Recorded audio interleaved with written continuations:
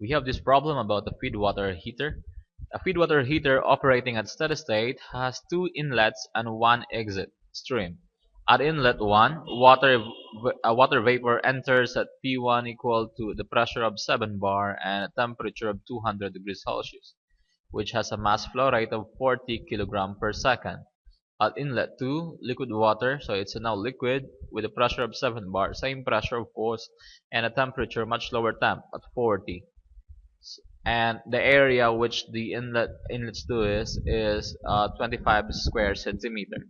Saturated liquid at 7 bar exits at 3, the exit on outlet, and with a volumetric flow rate of 0.06 m cube per second. We are asked to determine the mass flow rate at inlet 2 and at the exit in kilogram per second and the velocity at inlet 2 in meters per second.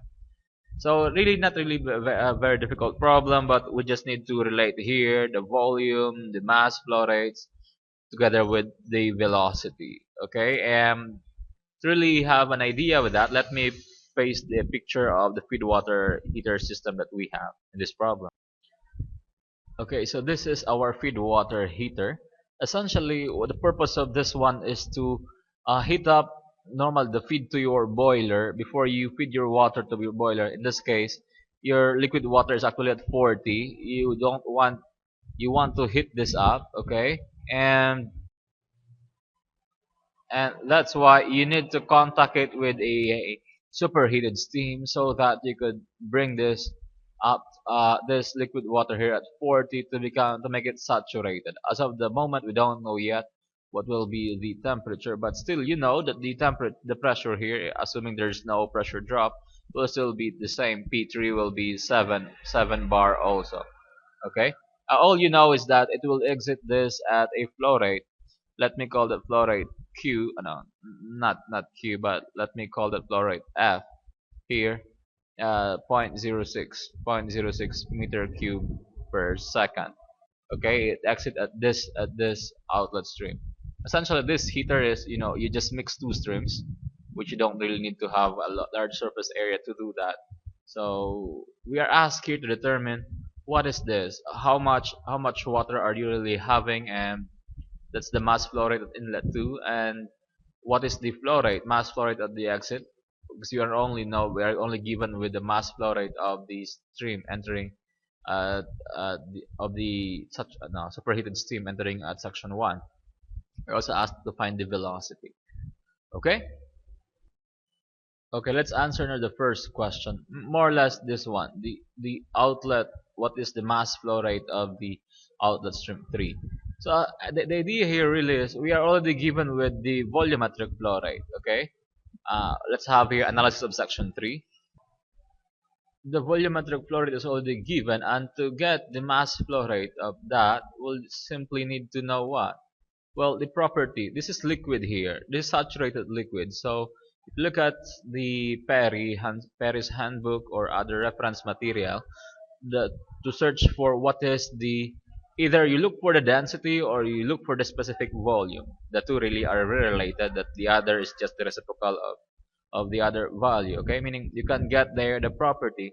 Saturated water at 7 bar, there will also be a corresponding temperature to that, which you should look for that, and it will give you either a V or a specific volume or a density. But normally, what is given is a specific volume. At 7 bar saturated water, the liquid water has specific volume of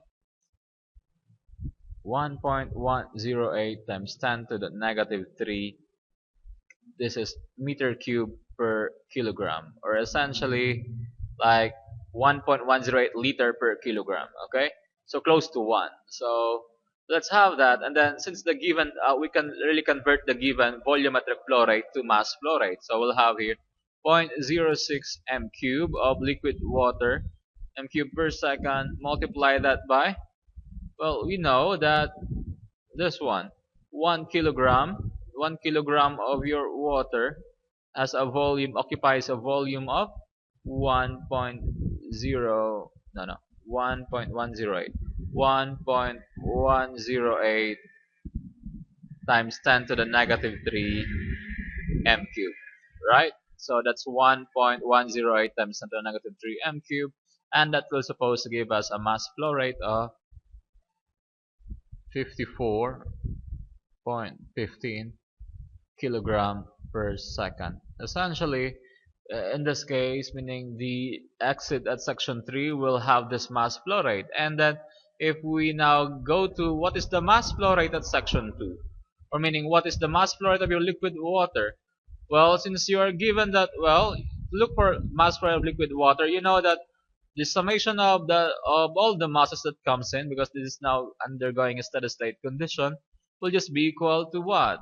The one that leaves. So essentially you have the equation m2 plus what? The mass flow rate at section 1 must be equal to mass flow rate at section 3. This is just simply mass balance of the all the streams entering and leaving, and therefore m2 will just be equal to mass flow rate of section 2, or the inlet will just be equal to the outlet minus that of the inlet at section 1, which in this case we know that m dot 3, or the mass flow rate at the outlet, is 54.15 minus this is already given, it's 40, and therefore that gives us 14.15 kilogram per second, meaning that's the mass flow rate of the liquid that you want to heat up to a higher temperature. Okay, 40. Wait, let me look. What will be the saturation temperature? So you will really appreciate that T3 really is quite high. Let me check on that. Okay, as I look at the steam table, it has actually a corresponding temperature of 165 degrees Celsius. As you can see, this one enters at 200, quite really a superheated steam. Combine it with a subcooled liquid, which is at 40. It will exit, they will combine in one stream, but this will now be saturated. It's about to boil, which will be fed to the boiler. Okay, so that's the idea. So now we already have answered the mass flow rate. The one will be 54 and the other one will be 14, and then finally we'll then be able to answer also the what is the velocity at inlet 2, meaning how fast will the fluid enters through here.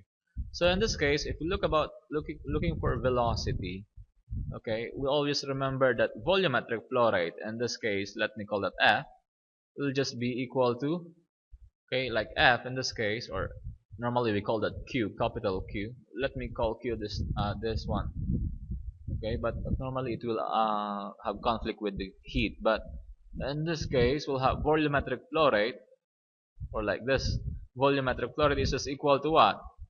The area times the area of flow times the velocity of flow. Okay, area times velocity, or that's what flow rate is just equal to volumetric flow rate equal to what? Area of the flow times the velocity. Okay, so if we're looking now for the area of the flow, well, we should be able, or no, we are given the area, right? Because A2 we have area here of 25 centimeters squared.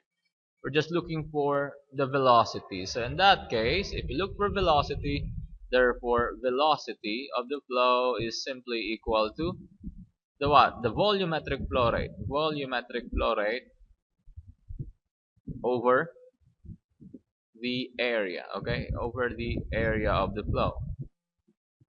So in this case, well, we don't know yet really what is the volumetric flow rate, but we know the mass flow rate. So if we know density or a specific volume, we'll be able to get the volume of that, okay?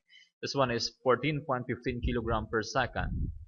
Okay, so okay, which means that we need just to find the what? The specific volume or the density of the liquid at section 2, meaning at 47 bar, what will be that? What will be the density of water at that condition, 40.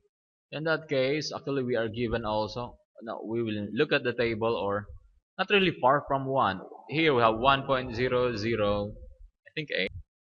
Wait, 1.0078. This is what? Meter cube times 10 to the negative 3. Of course, this will be meter cube per what? Per kilogram also. This is the specific volume, or the reciprocal of density of the fluid here at section 2. 25 at 40 degrees Celsius, 7 bars. So slightly, slightly smaller than that of the exit because this will already have expanded because temperature here at 165. Anyway, let's do that. Well, volumetric flow rate will have the mass flow rate is 14.15. That's kilogram per second. You multiply that by, in here we know that 1.0078 times 10 to the negative 3 meter cube. Okay, that's per second. Okay, per 1 second. So you can see the what? No, not per second, but per kilogram. Okay, as you can see, the kilogram cancels, so you now have meter cube per second divided by the flow. No, not the flow, but the area here, right? Divided by the area of the flow, where area, of course, is just equal to 25 cm squared. 25 cm squared. If you convert that cm squared to meter, simply have 1 meter is 100 cm, then you put square to that so that you'll have cm squared, and eventually that will lead us to a value of 5.7 meter per second. So this will be the velocity. This is how fast the liquid water is entering at section 2. Okay, so if you had a difficulty looking for the specific volume of water or density of water at that particular temp, actually it won't really hurt much if you just put there, like, shall we say, one mq, 1 liter per kilogram, or shall we say like that, close to that. It's close to this. Okay, this value is this close to 1. But it pays to know also the exact value or the more accurate value looking at the steam tables and the other sources where you can find the properties of water. Thank you.